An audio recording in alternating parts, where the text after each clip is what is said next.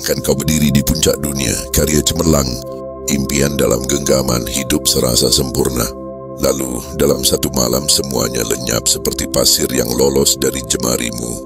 Usahamu bangkrut, harapanmu hancur, dan kau hanya bisa bertanya, Tuhan, apa ini ujian atau hukuman? Tapi bagaimana jika kehancuran itu bukan akhir, melainkan pintu menuju rahasia spiritual terbesar yang pernah kau temukan? Tetap denganku, karena di akhir video ini, kau akan tahu satu rahasia yang membuatmu tak pernah melihat penderitaan dengan cara yang sama lagi. Selamat datang para pejalan jiwa. Di hakikat Islam, ladang tempat kita menabur benih kesadaran dan memanen cahaya hidayah. Seperti sungai yang mengalir membawa air ke hausnya bumi, mari kita mengalir bersama dalam cerita ini. Jika kisah ini menyentuh hatimu, sebarkan ke yang lain dengan berbagi, dan subscribe karena cahaya sejati indah saat dibagi. Kita sering terjebak dalam ilusi, aku mengendalikan hidupku. Kita bangun istana dari mimpi karier, keluarga, harta, dan merasa aman. Tapi tahukah kau, sejarah mencatat dari Firaun hingga raja-raja modern, semua yang merasa punya segalanya akhirnya tersungkur. Statistik menunjukkan, 40% orang pernah mengalami kehancuran hidup, setidaknya sekali kehilangan pekerjaan, hubungan, atau bahkan identitas diri. Tapi 70% dari mereka menemukan makna baru setelahnya. Ini bukan kebetulan. Hidup seperti sahabat yang jujur, ia akan menghancurkan ilusimu untuk menunjukkan hakikat. Pernah dengar eksperimen sederhana tentang krisis? Psikolog pernah meminta sekelompok orang untuk menuliskan momen terberat dalam hidup mereka. Hasilnya, 90% dari mereka mengaku di balik penderitaan itu, mereka menemukan kekuatan yang tak pernah mereka sadari sebelumnya. Jadi, apa rahasianya? Sabun itu paling genap membersihkan saat kita paling kotor. Penderitaan adalah sabun jiwa yang menyucikan kita dari ilusi. Di akhir video ini, kau akan sadar bahwa penderitaanmu bukan musuh, melainkan guru yang membawamu ke pintu hidayah. Kau akan tahu caranya bernapas menuju Tuhan bahkan di tengah badai hidup. Dan yang paling mengejutkan, kau akan menemukan bahwa damai sejati bukanlah sesuatu yang kau cari di luar, melainkan sesuatu yang selalu ada di dalam dirimu. Tunggu hingga aku ungkap rahasia sederhana yang mengubah caraku melihat hidup selamanya. Aku bukan ulama, bukan pula orang suci yang tahu segalanya. Aku cuma manusia biasa yang pernah diajar hidup hingga babak belur. Ceritaku dimulai dari mimpi besar, usaha yang sukses, tabungan penuh, dan rencana yang rapi. Aku merasa ini jadi hidupku. Tapi seperti kisah Yusuf yang dilempar ke sumur, hidupku berbalik. Usahaku bangkrut, tabunganku habis, dan aku duduk di lantai kosong, bertanya, Tuhan, apa salahku? Di titik itu aku teringat Al-Quran. Dalam surat Al-Baqarah ayat 269, Allah bilang, hikmah itu rezeki yang diberikan kepada siapa yang Dia kehendaki. Aku mulai menyelami Al-Quran mencari jawaban. Tapi lucunya, hidupku malah semakin sulit. Aku seperti pelaut yang mencari daratan, tapi badai terus datang. Aku bertanya, Tuhan, aku mencarimu, kenapa malah begini? Hingga akhirnya aku paham, Al-Quran bukan sekadar buku petunjuk, dia adalah cermin jiwa.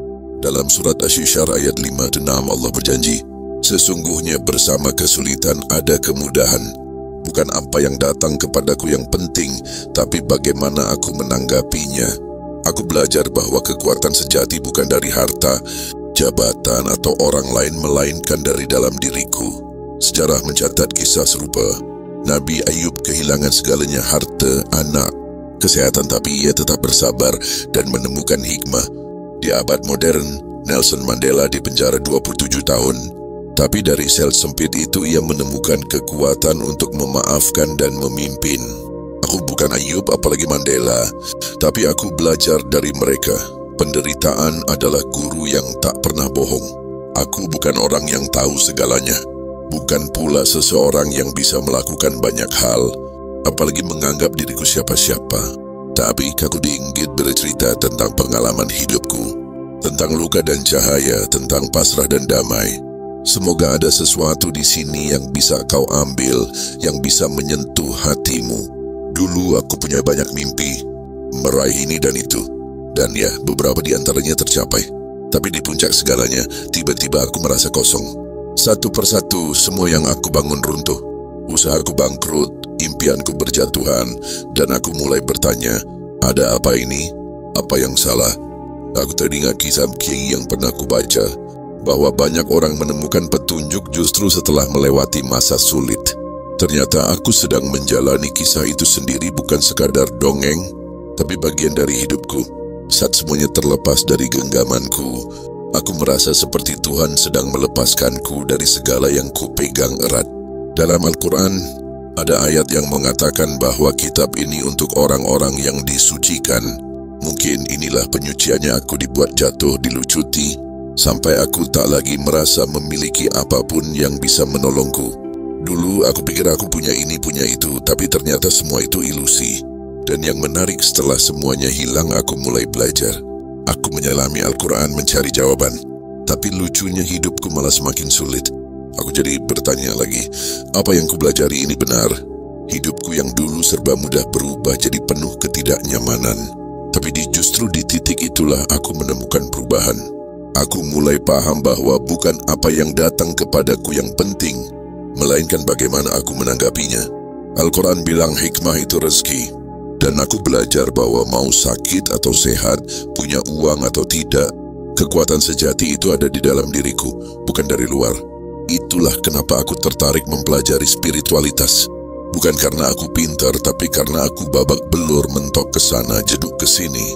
Kalau ingat masa itu rasanya gila, tapi entah bagaimana aku bisa melewatinya. Sekarang aku melihat penderitaan itu sebagai jalan pulang, jalan menuju cahaya. Kata Rumi, luka adalah tempat cahaya masuk. Dan aku percaya, bagi siapa saja yang sedang terpuruk, stres yang penuh masalah, mungkin itu adalah pintu menuju petunjuk. Aku sering bilang ke teman-teman yang datang kepadaku, penderitaan ini niscaya, kita harus melewatinya. Kalau kita tak mau melaluinya dengan sadar, hidup akan memaksanya lewat sakit, kehilangan atau apapun itu. Pengalamanku sendiri membuktikan ini. Ketika perusahaanku bangkrut, tak ada yang bisa menolongku. Orang-orang di sekitarku tak bisa apa-apa. Bahkan guru spiritual yang biasanya jadi sandaran pun tak bisa membantu. Solat, zikir, meditasi semuanya terasa hampa. Aku seperti mati suri, bukan secara fisik tapi batin. Dan disitulah aku sadar, aku bukan badanku, bukan pikiranku, bukan perasaanku. Aku adalah sesuatu di luar itu semua. Momen itu penting. Dan aku percaya setiap orang harus mengalaminya. Kalau kita tak mau menghadapinya, hidup akan mendatangkannya dengan caranya sendiri. Di saat terendah itulah pegangan terakhirku muncul, napas. Selama aku masih bisa bernapas, aku hidup. Aku ingat, selama seminggu aku hanya duduk di depan rumah, menatap taman yang selama ini tak pernah kuperhatikan karena aku terlalu sibuk. Di sana aku merasakan bahagia yang sederhana, tanpa syarat apapun. Aku bahkan membayangkan diriku di penjara di kutub utara selama aku masih bisa bernapas. Aku baik-baik saja. Napas jadi harta terbesarku. Tapi hidup selalu punya cara untuk menguji. 3 bulan kemudian aku sakit dan napasku terganggu. Aku panik. Tuhan, ini peganganku, kenapa terganggu? Aku coba segalanya, minum teh, menonton film, tapi tak ada yang membantu. Suatu pagi, setelah malam yang berat, aku mandi dan tiba-tiba ada dialog dalam hatiku. Aku seperti bertanya pada diriku sendiri, tadi malam rasanya mau mati ya? Apa yang kubutuhkan? Jawabannya datang, aku tak perlu berpegang pada apapun, bahkan napas sekalipun. Dan disitulah aku menemukan damai lagi. Aku mulai latihan Tai Chi untuk menjaga kesadaran itu. Aku teringat adegan dari film Shaolin, di mana seorang master berkata, selama kamu bisa berada di sini di saat ini, tak ada yang bisa menyentuhmu. Itu jadi peganganku, tapi perjalanan tak berhenti di situ. Aku terus belajar, membaca filsafat, teks suci, dan akhirnya paham bahwa napas adalah jembatan menuju Tuhan. Dalam Al-Quran, surat Al-Maidah ayat 35 bilang, carilah jalan untuk mendekat kepadanya. Dan di surat Al-Ankabut ayat 69, barang siapa bersungguh-sungguh mencari aku, akan kutunjukkan jalan-jalanku. Bagi banyak orang, kesungguhan itu datang dari kepentokan, dari penderitaan. Aku punya pengalaman yang lebih jauh lagi. Tahun 2008, Aku sedang di Bandung, lalu tiba-tiba jatuh pingsan. Saat sadar aku amnesia. Aku lupa segalanya, password ponselku, bahkan siapa diriku. Aku bisa ngobrol, tapi kalau ditanya siapa aku tak tahu. Sehari penuh aku seperti manusia tanpa identitas. Dirawat di rumah sakit Borobudur. Pagi harinya memoriku kembali. Tapi setelah itu selama 40 malam, aku mengalami sesuatu yang luar biasa. Setiap jam 3 pagi, aku seperti mendapat petunjuk. Awalnya aku bingung, tapi itu berlangsung terus 30 hari. Jeda beberapa hari, lalu lanjut sampai total 40 hari.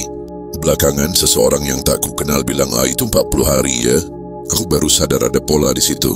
Dalam Al-Quran, surat Al-A'raf ayat 1-2, Nabi Musa juga menjalani 40 hari untuk bertemu Tuhan. Gunung yang menghalangi pandangannya hancur. Dan itu perumpamaan pikiran kita. Pikiran yang seperti gunung itu harus runtuh agar kita bisa melihat. Tuhan ada 10 malam terakhir dari 40 hari. Itu adalah yang paling mencerahkan bagiku. Aku percaya pengalaman ini bisa dialami siapa saja asal kita terbuka. Sejak itu, aku tak pernah merencanakan petunjuk. Itu datang begitu saja seperti anugerah. Aku sering ditanya, kapan aku akan dapat hidayah? Kenapa belum datang? Jawabku, ini bukan soal menunggu waktu yang tepat, tapi soal kesiapan hatimu. Al-Quran bilang, aku sesuai dengan apa yang kamu usahakan.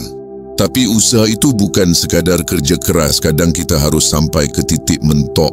Ke titik tak ada lagi yang bisa dipegang, baru hidayah datang.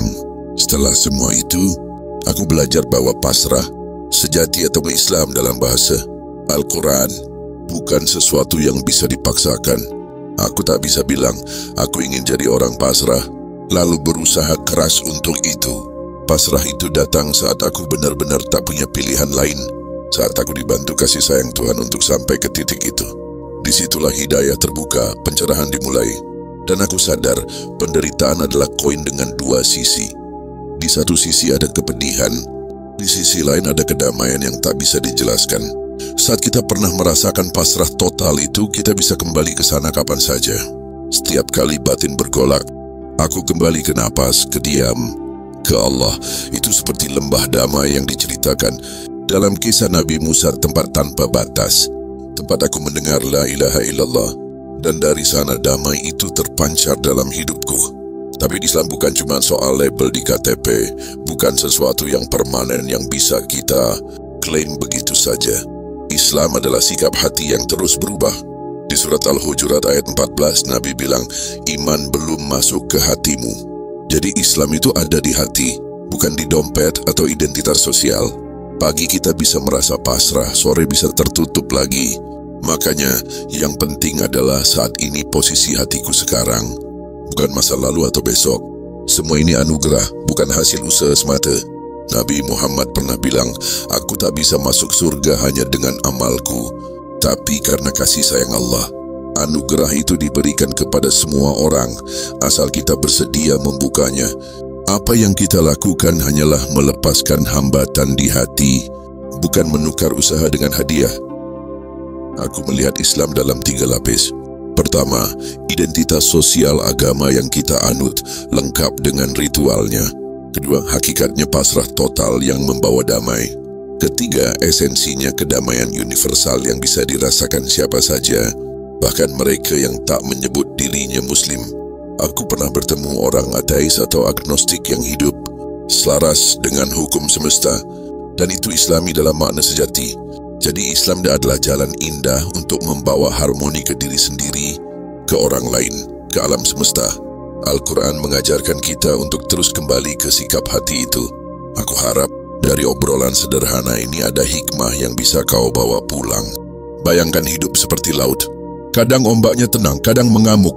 Kita sering sibuk mencari kapal untuk selamat, tapi lupa bahwa kita punya pelampung di dalam diri, pasrah. Al-Quran adalah kompas yang menunjukkan arah, tapi kau harus berani melompat ke air, merangkul penderitaan untuk menemukan daratan damai. Tahukah engkau, studi di Universitas Harvard menemukan bahwa 75% orang yang meditasi berbasis kesadaran mindfulness melaporkan penurunan stres dan peningkatan kebahagiaan. Ini selaras dengan ajaran Al-Quran tentang zikir dan kesadaran. Napasmu adalah zikir alami. Setiap tarikan adalah pengingat bahawa kau masih hidup, masih punya kesempatan untuk kembali ke Allah. Kita sering salah kaprah, Islam cuma soal ritual atau label di KTP. Tapi tahukah kau, Islam sejati adalah pasrah total yang membawa damai universal. Sesuatu yang bisa dirasakan siapa saja, bahkan yang tak menyebut dirinya Muslim. Aku pernah bertemu seorang ateis di Bali yang hidup selaras dengan alam, memakan musuhnya dan membantu tanpa pamrih. Itu Islami dalam hakikatnya. Mengejutkan, bukan? Al-Quran bukan monopoli satu kelompok. Ia adalah peta untuk setiap jiwa yang mencari Tuhan, apapun jalannya. Sekarang pejamkan matamu sejenak. Ingat momen ketika kau merasa dunia runtuh, tapi tiba-tiba ada damai yang tak bisa kau jelaskan. Itulah pasrah sejati, lembah damai tempat kau mendengar La ilaha illallah. Kau tak perlu jadi sempurna untuk sampai ke sana. Kau saja perlu berhenti melawan. Dan sebelum aku akhiri, renungkan pertanyaan ini. Jika besok hidupmu hancur, apa yang masih kau pegang erat, padahal Tuhan ingin kau lepaskan? Jika cerita ini membuka celah cahaya di hatimu, tulis di kolom komentar, apa pelajaran terbesar yang kau dapat dari penderitaanmu? Bagikan video ini ke seseorang yang sedang mencari makna di tengah badai hidupnya. Bersama kita bangunkan jiwa-jiwa yang tertidur.